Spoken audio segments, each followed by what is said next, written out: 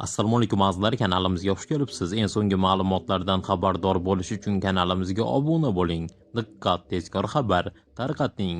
Hafta oxirida, ya'ni yakshanba kuni imkon qadar ko'proq dam olishni tavsiya qilamiz.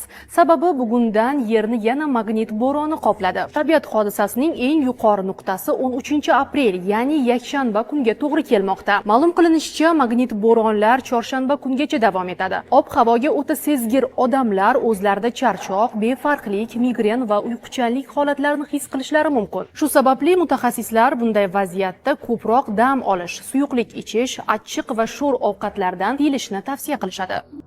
Bu ma'lumotni barchaga ulashib ogohlantirib qo'ying. Eng so'nggi xabarlar bizning kanalimizga obuna bo'ling.